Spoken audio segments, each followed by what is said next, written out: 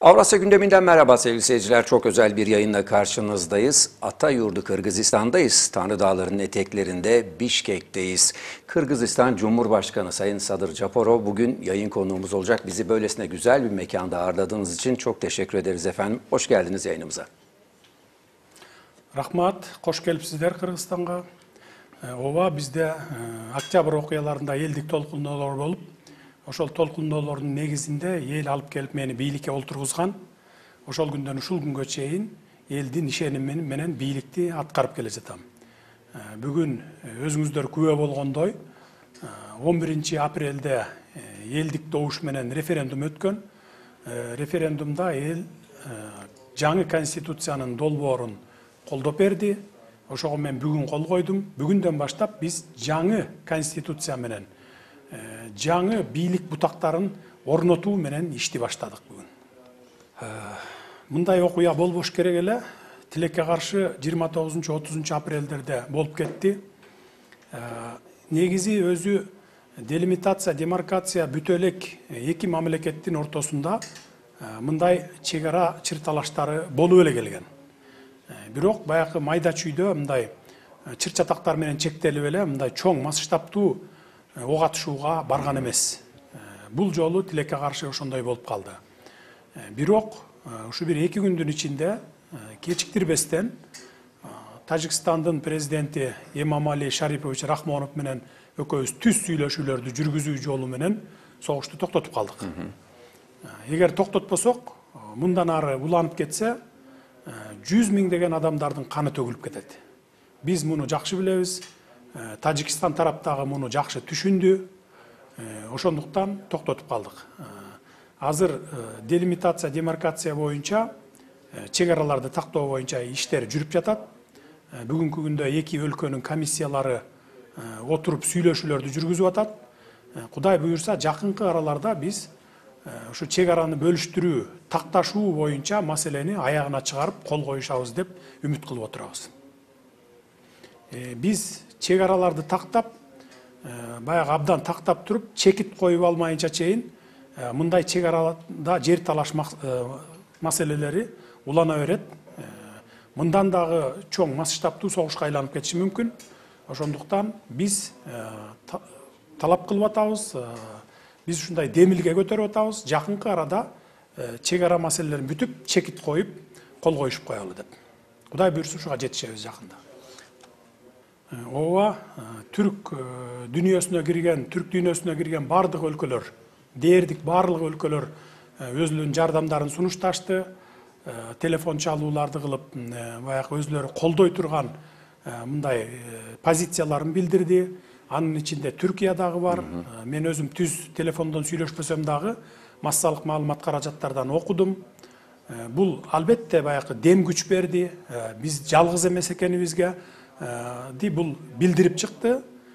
Мен бул үчүн бардык түрк дүйнөсүнө кирген мамлекеттерге, анын ичинен Турцияга да терең ыраазычылыгымды билдирем. Түрк бир туугандарга. Биз 30 жылдан бери башкаруу системасынын ар түркүнүн көрдүк. Президенттикти да көрдүк, парламенттикти да көрдүк, парламенттик президенттикти да көрдүк. Ар түрлүү башкаруу системасын көрдүк, бирок бир дагы бүгүнкү күнгө чейинки башкаруу системасы Кыргызстанга жакшылык алып келген жок. Муну бүт дүйнө коомчулугу көрүп турат. Кыргыз мамлекетинин ичинде жашаган кыргызстандыктар толугу менен билди. Акыр аягы бир гана бутакка биригиш керек экенин бийлик. Буга чейин акыркы 10 жылдан бери бизде 3 башка бийлик жүргүзүлүп келдик. Парламент өзүнчө бийлик жүргүзүп келди, өкмөт өзүнчө бийлик жүргүзүп келди, президент өзүнчө бийлик жүргүзүп келди. Бүгүнкү конституциянын негизинде эми бардык бийлик бир бутак менен бирикти. Айрыкча өкмөт менен президенттин бийлиги. Парламент өзүнчө калды, ал мыйзам чыгарып, мыйзамдардын аткарылышын көзөмөлдөй турган орган болуп калды. Бүгүндөн баштап биз өкмөт менен президенттин аппараты дагы, бардык структурасы дагы бир эле болуп бирикти. Аткаруу бийлиги бир бутакка бирикти. Эми мындан аркы бизди күтө турганы экономикалык жактан, жана башка саясий, геосаясий, аскерий жактардан, бардык эле дээрлик бардык жактардан бирдей саясат жүргүзүлүп, эми мындан ары Кудай буйрса өнүгүп кетүү процесстери күтүлүп турат да. 30 жылдан бeri албетте биздин экономикабыз аябай ылдый түшүп кетти. Муну биз моюнга алабыз. Бүгүнкү күндө экономикалык абалыбыз өтө начар, абдан кыйын. Бирок биз алдыңкы 5 жылдыкка стратегия иштеп чыктык. Бүгүндөн баштап ошол стратегиянын негизинде иштейбиз. Кудай буюрса бир 2-3 жылдын ичинде биз экономикалык кризистен чыгып кетебиз деген үмүтүбүз чоң. Түркия менен Кыргызстандын мамилеси илгертеден бир туугандай мамиледе келгенбиз. Бул эч кимге жашыруун эмес. Муну түрк калкы дагы, кыргыз калкы дагы жакшы билет. Менин билишимче, акыркы 4-5 жылдан бери түрк менен кыргыздын ортосунда мамиле салгындап кеткен. Бул эми баякы өзүңүздөр жакшы билесиздер, биздин жетекчиликтин түрк менен Орусия мамлекетинин ортосундагы ишке кийлигише калып, өзүнүн туура эмес позициясын көргөзүп алгандыгы үчүн Түркия менен Кыргызстандын мамилеси солгундап кеткен. Кудай буюрса мен ишенем, мындан ары Түркия менен Кыргызстандын мамилеси эң жогорку деңгээлге жетерине көзүм жетет. Биз муну кайрадан жандандырабыз, анткени биз илгертеден бир тууган калкпыз. Биз кече күнү эле бир тууган боло калган жокпуз. Биздин 1000 жылдык тарыхыбыз бизди бириктирип турат. Ошондуктан мен ойлойм, Түркия менен дээрлик бардык эле башка мамлекеттер менен биз мамилебизди бир туугандай кылып туруп түзгөнгө аракет кылабыз. Эки өлкөнүн ортосундагы соода сатык алакалары бул 400 миллион доллар деген бул күлкү келерлик нерсе. Биз муну бир 2 миллиард, 3 миллиард долларга чейин чыгарышыбыз керек. Ал үчүн эки мамлекет чын ниети менен жана мындай активдүүлүгү менен эки өлкөнүн бизнесмендеринин форумун өткөрүш керек.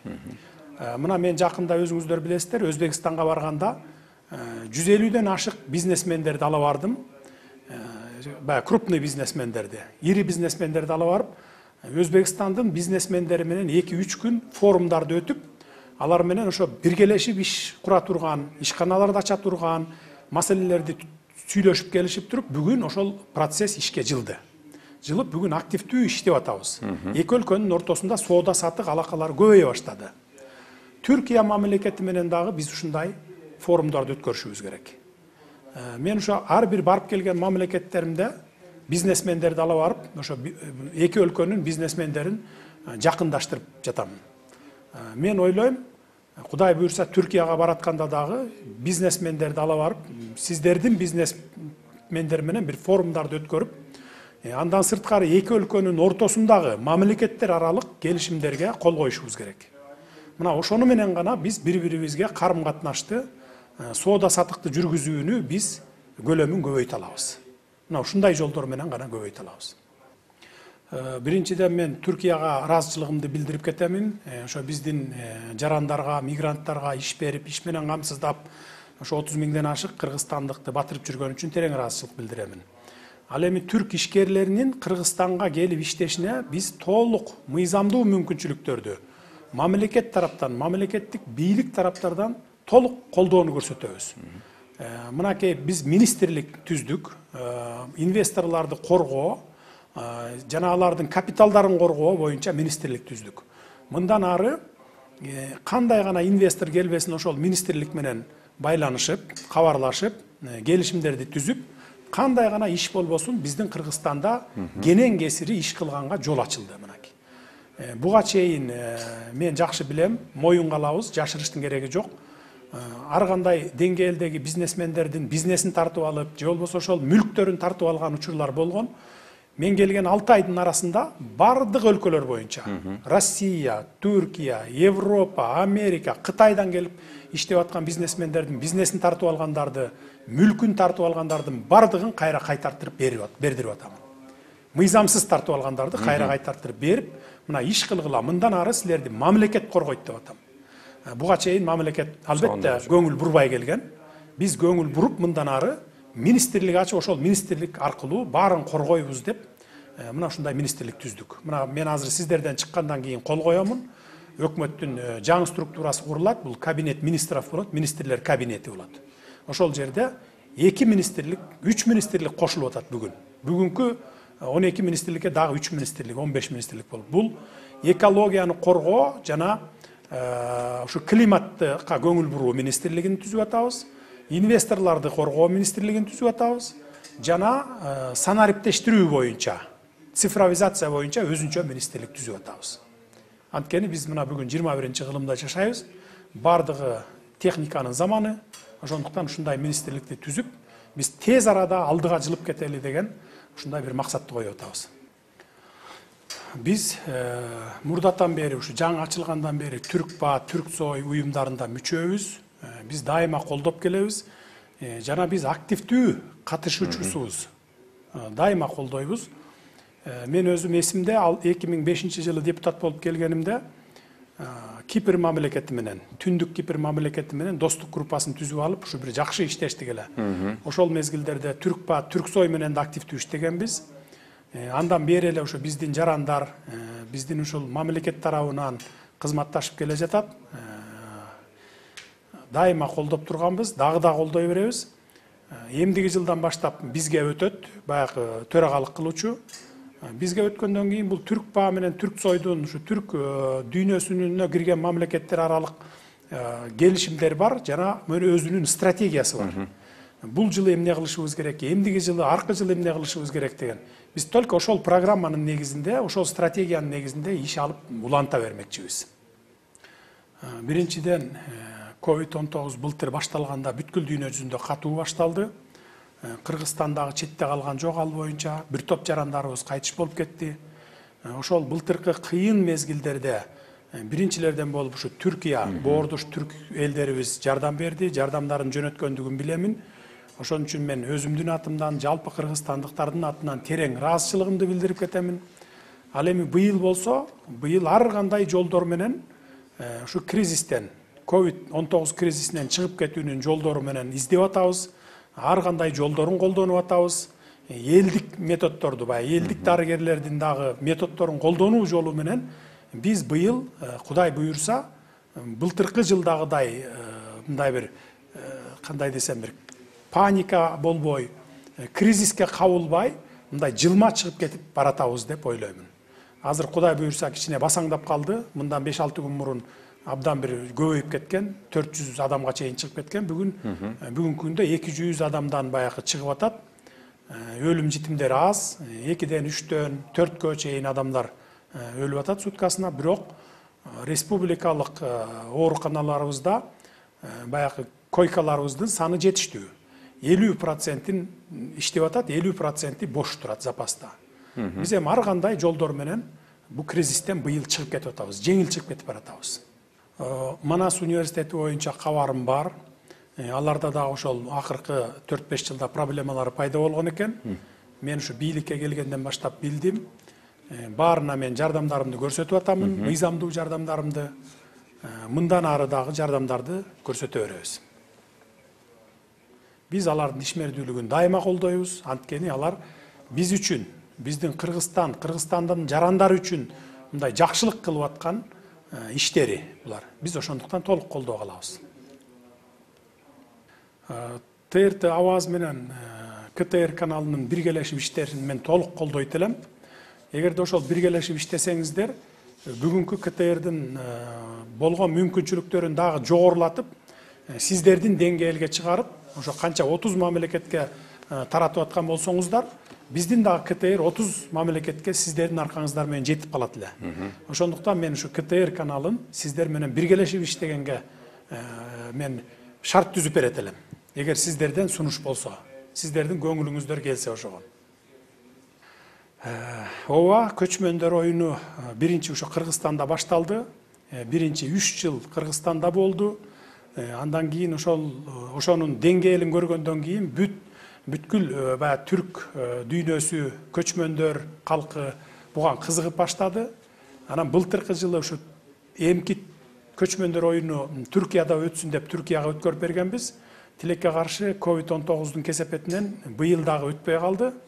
Мен ойлойм, эмдиги жылы өтөт болуш керек деп. Андан ары дагы башка түрк дүйнөсүндөгү мамлекеттерине, көчмөн калктарга өтүп, жыл сайын ошол тегеренип турушун биз тилек кылдык. Маган келген маалыматтар боюнча өткөндө ушул Түрксойдун жетекчилиги менен жолукканда алар айтып калышты. биздин ошол уюштуруучуларыбыз бул жылы Түркияда өтсө, кайра эмдиги жылы биз алалы, биз өткөрүп, андан кийин кайра башка мамлекетке өткөрүп берип, анан кайра биз алалы деп, то есть баягы бирден секиртип, кайра өзүбүздү өткөрүп туралы деген сунуш киргизип талашып аткан экен. Мен аны токтоттум. Андай болбойт. Анда кызыгы жок болуп калат. Башка өлкөлөргө кызыгы жок болуп калат. Турциядан ары Венгрияга кетеби, Азербайжанга кетеби, Казакстанга кетеби, ушинтип кезек-кезеги менен өткөрүп отуруп, анан өзүбүздүн кезек келгенде гана өзүбүздү өткөрүп туралы деген келишимге келиштик. Эми Кудай буйрса, эмдиги жылы Түркияда өтсө, андан кийин анан башка мамлекеттерге өтүп, кийинки мамлекеттер алат, ошолор өткөрөт деген терең ишенимдебиз. Бул көчмөндөр оюну токтоп калбаш керек. Бул деген биздин көчмөндөр калкынын түрк дүйнөсүнүн негизги маданиятын көрсөтүп турган оюн. Ошондуктан бул токтоп калбаш керек. Ал эми спорт бул ден соолуктун булагы дейт. Мен ушу бала болуп башыма жүн чыккандан бери спорт менен келатамын. Акыркы 3,5 жыл камакта жаттым. Ошол 3,5 жыл тынбай жайдын күн жаздан баштап күзгө чейин тынбай баягы футбол ойноп аттым. Анткени бизде ошол шарт түзүлгөн, футболдук баягы аянтча бар. Ошондуктан футбол менен ойноп аттым. Эми азыр күн жылыды, эми дагы футболду баштайм, Кудай буйрса. Бул спорт дайыма ошол ден соолукту бекемдеп, адамды мындай көңүлүн куунак кылып, ушундай кыла турган маселе. Ошондуктан спортту ар бир адам таштабаш керек да, спорт менен машыгып туруш керек. Ар бир адам өзү негизи бир нерсеге жетүү үчүн кыялданат. Мен ушуган жетээримди мындай алдын ала сезгем. Бир 7-8 жыл мурун сезгем. Биринчи жолу камалганымда деле сезгем. Анткени биринчи жолу 12-чи жылы камалганмын. Мен эч күнөөм жок жерден эле алып барып мени ошо камап койгон. 9 ай жатып чыкканмын. Ошондон ушул күнгө чейин ишимди уланта бердим. Эл менен иштедим, интернет аркылуу иштедим. Алып келип 2017 жылы камап койгондо 3,5 жыл мурун. Абакта жатып алып да иштей бердим. Акыры ушул мамлекет башына келип, мамлекетти мен саздан сууруп чыгам деген ушундай менин кыялым болгон. Ошол кыялыма бүгүн жеттим. Эми Кудай буйрса алдыңкы бир 5 жылдыкта мамлекетти саздан сууруп чыгам деп ишенип отурам. Кайсы гана мамлекет болбосун, ал мамлекеттин өнүгүүсү үчүн бул биринчи кезекте өзүнүн кен байлыктары. Экинчи кезекте бул туризми. Үчүнчү кезекте инвесторлорду тартып келүү. Мына ушул 3 гана тармак менен биз өнүксөк болот. Ошонун негизинде биз азыр бардык кен байлыктарыбызды ревизия кылып атабыз. Кайсыл кен байлыктарды мамлекет өзүбүз ачабыз, кайсы иштелип аткан кен байлыктарды биргелешип иштетебиз, инвесторлор менен ушуларды карап атабыз. Андан кийин экинчи бул туризм жагын карап атабыз. Бизде туризмге көңүл бурсак, биз туризм менен дагы бир топ экономикабызды көтөрүп алабыз. Бизде болгону гана жанакындай сервис жагына аксап атабыз. Биз ошону план түздүк. Кандай сервис кылыш керек экенин, сервисти кандай жасаш керек экенин, мисалы сиздерде Түркияда бул сервис жагы өтө жогору өнүккөн да. Сиздерге жиберип, үйрөтүп, кайра келип туруп анан кийин ачсак деген максаттарыбыз бар да. Жана башка өнүккөн өлкөлөрдө дагы жиберип, ушундай неме кылсак болот. Ал эми инвесторлор боюнча биз инвесторлорго бардык шарттарды түзүп берип атабыз. 1-2 айдан кийин жаңы мыйзам кодекси кабыл алынат. Бул ошо инвесторлорду коргоо боюнча. Биз инвесторлорду мыйзам менен эле эмес, бүгүнкү мен кол койгон баш мыйзам менен да коргоп койдук. 17-чи статьясына жазып койдук. Инвесторлор баш мыйзамдын негизинде корголот деп. Ал үчүн биз ошо кодексти дагы жазып атабыз. Кодекс эле эмес, пока биз бийликте турган мезгилде, акыркы 5 жылда, 5 жыл, 6 жылбы бийликте турган мезгилде, бийлик тараптан дагы биз инвесторлорго тийгизбей, крупный инвесторлорду алып келип, ишке салып, кен байлыктарга болобу, завод фабрикаларды ачууда болобу, аштырып болобу, ошолорго тийгизбей, карап берип, мындай экономикабызды көтөргөнгө салым коштуралы деп атабыз. Мына ошон үчүн мен бүтүндөй дүйнө жүзүндөгү келген инвесторлордун бардыгын кабыл алып атамын. бүгүнкү жаңы түзүлүп аткан министрликке жиберип атамын, мына келишим түзгүлө, кайсы тармакка иш кылам десе, мына Кыргызстандын эшиги инвесторлор үчүн ачык деп атабыз. Бир дагы бир мындай бир куугунтук, же болбосо мурдакыдай баягындай бир бийлик тараптан, же болбосо коррупционер болгон чиновниктер тараптан инвесторлорго зыян тарттырган жагын биз таптакыр жол бербейбиз. Мына ушул жол менен гана Кыргызстанды өнүктүрсөк болот. Эми мен кандай көрөм Кыргызстанды? Кандай мындай кыялданам? Өнүккөн өлкөлөрдүн катарына кошконго мен кыялданам. Биз эч нерсесинен кем эмеспиз. Мисалы эле ошол өнүккөн өлкөлөрдүн алдыңкы дүйнөдө алдыңкыбыз деп өнүккөн, мисалы Европа мамлекетинде, Сингапур мамлекетин алалы. Андан эмнебиз кем? Биз деле ошолор окшогон адамбыз да. Алардын эки башы, төрт көзү жок да. Биз окшош эле адам алар деле. Болгону гана коррупцияны жок кылып түп тамырынан, анан эл үчүн иштеп, казынаны көтөрүп, казынаны толтуруп, экономикасын көтөрүп кеткен өлкөлөр алар. Биз да ошого жетишибиз керек. Мен ойлойм, жакынкы 5 жылда Кудай буйрса жетип калабыз. Өнүккөн өлкөлөрдөн теңелип ашып кетпесек дагы, өнүгүп, жакшы мындай өнүгүү жолуна түшүп, адамдардын аң сезимин башка жака буруп, баягы коррупциядан башка жака, жанагындай бир терс ой пикирлерден, мындай терс мүнөздөрдөн буруп, жакшы жолго салып коебуз деп терең ишенем акыркы 5 жылда. Негизи элдик адам деген наамды маган кыргыз эли берди. Буга терең ыраазычылык билдиремин. Анткени кайсы гана эл болбосун, мейли Түркия болобу, мейли Кыргызстан болобу, ал элдер өз адамын кандай адам экенин өзү баа берип турат. Көпчүлүк жаңылбайт. Буга чейин 30 жыл бою жаңылып келди. Анткени ар кандай адамдар келди. Бири бийликке кызыкса, экинчиси байлыкка кызыкты дегендей. Анан менин принцибим, байлыкка да, бийликке да кызыкпаганым көрүндү, айрыкча байлыкка кызыкпаганым көрүндү. Мен ошол элдин ишенимин аягына чейин аткарып кетишти мен өзүмө максат кылып койдум. Муну кыйшаюусуз закон катары кабыл алып, ошол менен иштеп кетип баратам. Анткени байлыкты көрүңө көтөрө кетпейсиң, шейшепте чөнтөк жок экен. Ошондуктан байлыкка мен кызыкпаймын. Эгер мен бүгүн байлыкка кызыгып кете турган болсом, анда 5 жылдан кийин мен Кыргызстанды түз жолго сала албайм, кайра тескери жолго салып коюшум мүмкүн. Анткени кыргыз мамлекетинин элдери көпчүлүгү 80% эң акыркы үмүтүбүз сен деп алып келип отургузду. Анан мен ошолордун үмүтүн үзүп башка жака буруп кетсем, өзүмдүн кызыкчылыгыма, же болбосо байлыкка кызыгып, же бийликке кызыгып, дагы бир бүгүнкү өсүп келаткан демократияны жок кылам, же болбосо мындай кылам, өзүмдүн кызыкчылыгым үчүн бир узкий кызыкчылык үчүн кетем десем, анда бүтүндөй Кыргызстандын үмүтү өчүп калат. Андан кийин бир да кишиге ишенбейт, бийликке да ишенбей калат. Андан кийин Кыргызстан жок болуп кетиши мүмкүн. Мен ошону каалабаймын. Ошондуктан мен ушундай принцип менен иштеп кете берем. 5 жылдан кийин жыйынтыгын эл өзү берет, өзү билет. Ал эми түрк дүйнөсүнүн мамлекеттерине мен тынччылык каалаймын, ынтымак каалаймын. Ынтымак бар жерде ырыс бар деп кыргызда жакшы сөз бар. Эгерде биз түрк дүйнөсүнө кирген мамлекеттер ынтымактуу болуп, бекем болсок, бизде байлык да болот, бийлик да болот, тынччылык, ыйман да болот. Ырыскы дагы толуп келет баарыбызга. Ошондуктан мен ошол ынтымакты каалайт элем. Ошол эле мезгилде тынччылыкты каалайт элем. Согуш эч кимге жакшылык алып келбейт. Согушту башташ оңой, бирок токтош өтө кыйын. Ошондуктан согуш болбосун, тынччылык болсун. Баарына тынччылыкты каалайт элем.